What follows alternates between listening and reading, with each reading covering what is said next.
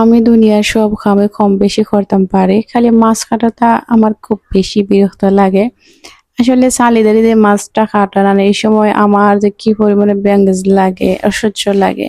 আর সবচেয়ে বড় হইলে গেলে মাছ কাটার পর তুমি হাতের 100 বার ধুলো হাত থেকে মাছের গন্ধটা যায় না, যেটার লাগে আমার খুব বেশি বিরক্ত লাগে। কিন্তু আমি তো কিছু করার নাই, সংসারে তো মাছ কাটা লাগবো। আর সংসারে বড় কথা না, খাইতে হইলে তো করা লাগবো। তো আমি মাছগুলার আমারে হাইটা হাইটা ধুইয়া ধুইয়া দিছইন, ছালি ছাড়াইয়া আমি আবার লবণ পানি দাঁড়িয়ে বালা করে পরিষ্কার করলাম। মাগুর মাছ মেয়ে ডিম হইছিল। আসলে আমরা ফ্যামিলির মাঝে মাছ আনলে আমরা কয়েকদিনই যাই কি, আর আমরা প্রত্যেকদিন বাজার করি না। আজকে আমার ফ্রিজারে মাছ নাই, তো নাই মেয়ে গেলে মাছ কিনে আনছিল। তো এগুলা হাইটা হাইটা দিয়ে দেয়। আসলে আমার এখন মাছ কাটা লাগে না, আমার ব্যাপায় মাছ খাইটা দিন। নাইমে জানে আমার মাছ কাটা ভালো লাগে না, তো হে সব সময় মাছ আইনে আর ব্যাপার বাড়িতে খবর একটা দিলাই।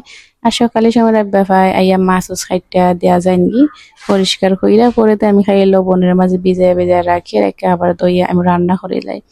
আমার কাছে লাগে আমার এখন মাছ খাইটা দিলে আমার সংসারের অর্ধেক কাম আমার আটি যায়। আর মাছ কাটার দুঃখে আমার মাঝে মাঝে ইচ্ছে হয় আমি বাংলাদেশ সাইডে যাইতাম কি, কারণ মাছ কাটা আমার একেবারেই ভালো লাগে না। তো আজকে দুপুরের লাগে আমরা রান্না করছিলাম বরবটি দিয়ে চিংড়ি ভাজি। তো অর্ধেক চিংড়ি বাচ্চা আমি বরবটির মধ্যে দইয়া দিলাইছি, নাহলে আমার দুপুরে অনেক বেশি লেট হয়ে যাব। আর রান্না করছিলাম ট্যাংরা মাছ দাঁড়ি আলু দাঁড়ি, এটা আমার ঘরে সকলে চয়েস করেন খুব বেশি। আর রান্না করছিলাম শিং মাছ বুনা।